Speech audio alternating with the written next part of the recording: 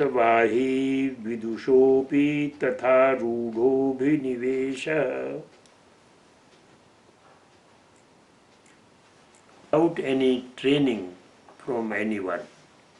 Swarasavahi, everybody feels on his own.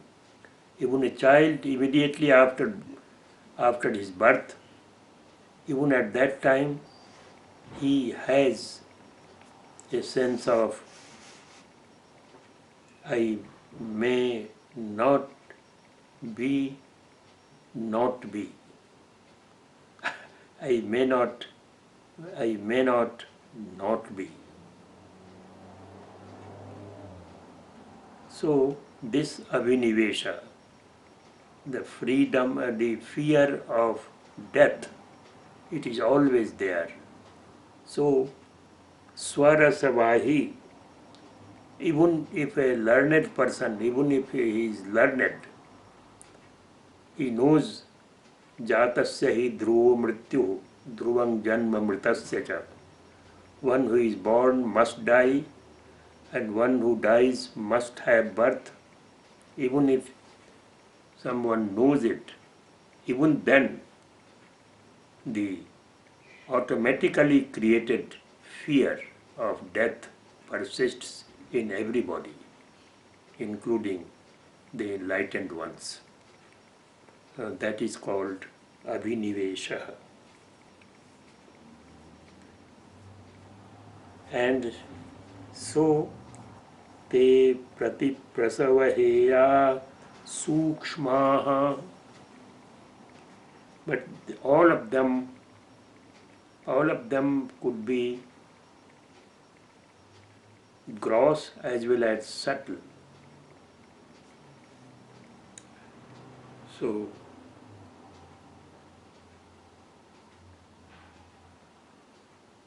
when with a good deal of practice, yogic practice, if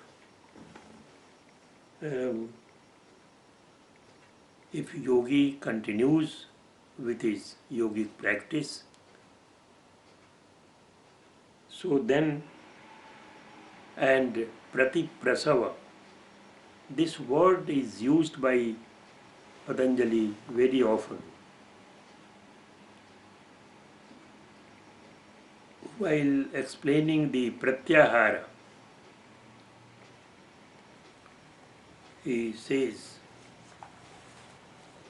what is pratyahara? Let us see the last sutra, Sutra 54. Svavishaya samprayoge Chittasya swarupanukara ivendriyanam pratyahara. That is Sutra 54. And it refers to the pratiprasavaheya sukshmaha. So, pratiprasava is the act of devolution. By nature, Prakriti evolves in a forward way. From Prakriti emerges or evolves Mahat. From Mahat emerges Ahankara. From Ahankara there are two streams. One is Sattva Guna stream. That stream is mind and 10 sense and motor organs. So 11 are there. And from the Tamoguna type of evolution, from Ahankara, that is 5 subtle elements, Matra Sparsha. So what that Sutra 54 is saying is that the sense organs are withdrawn from their respective objects, and then they become one with the form of chitta, the mind.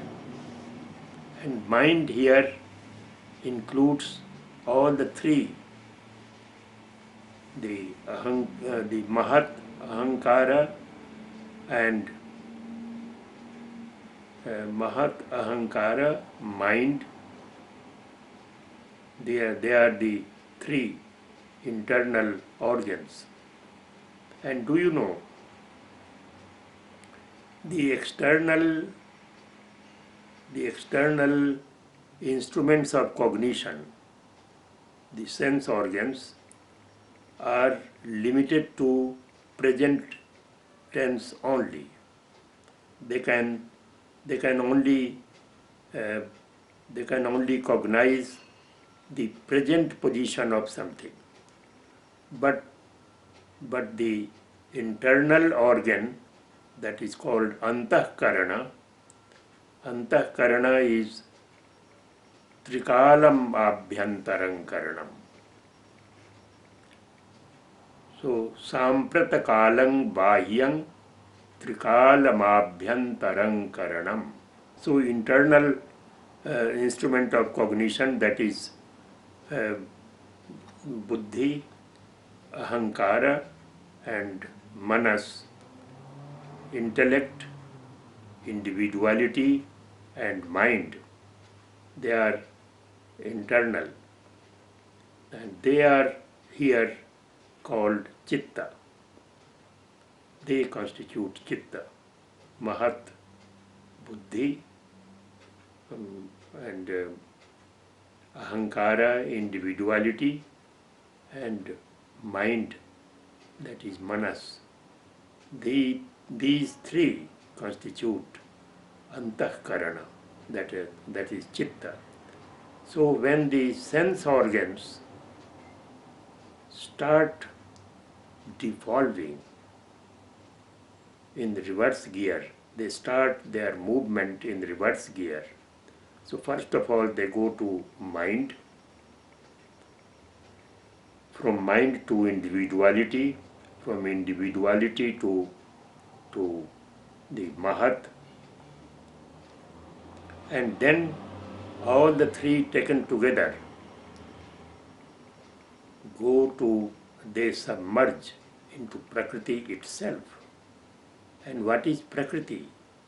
Prakriti is a balanced state of the three gunas, Sattva guna, Rajoguna, and Tamoguna. They are balanced state, Samyavastha, that is Prakriti. So that's what it says. Te pratiprasavaheya sukshmaha.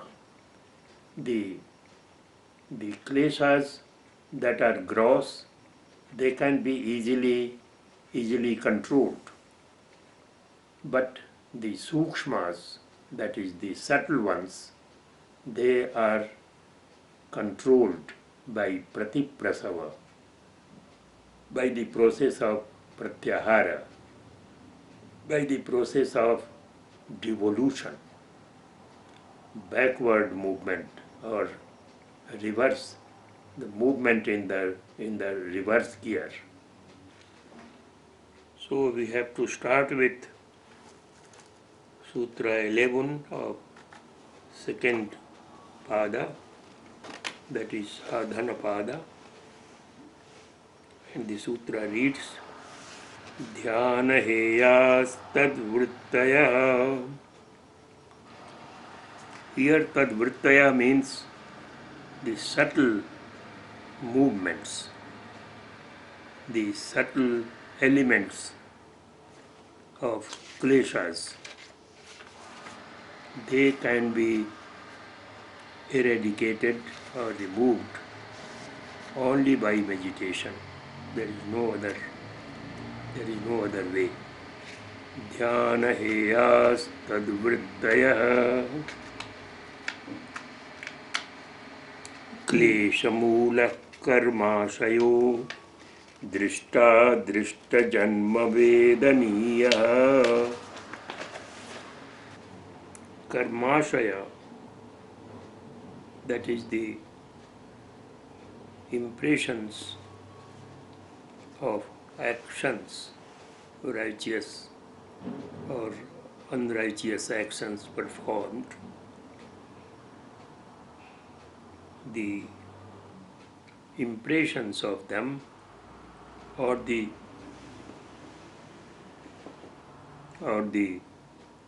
um, abodes of those actions, it is to be experienced through the visual means as well as through unvisual means. Drishta drishta janma vedaniya. And there must be a life. So one takes birth in order to consume the fruits of action performed in the past. And because that the previous action that was committed in previous life, that has its abode. So, klesha mula, that is the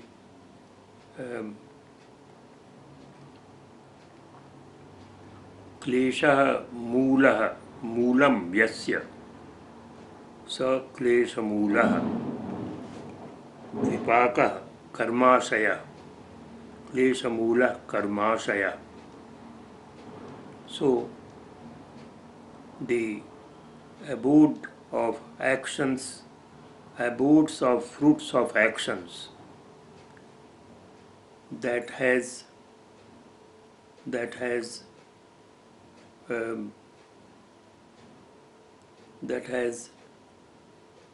klesha as its moola, as its foundation, as its root, that can be experienced or consumed through the visual means, I mean the life, or sometimes by not by visual means but adrishta janma vedaniya. That is, it is so subtle that it is to be experienced by adrishta, non-visual means, non-visual birth.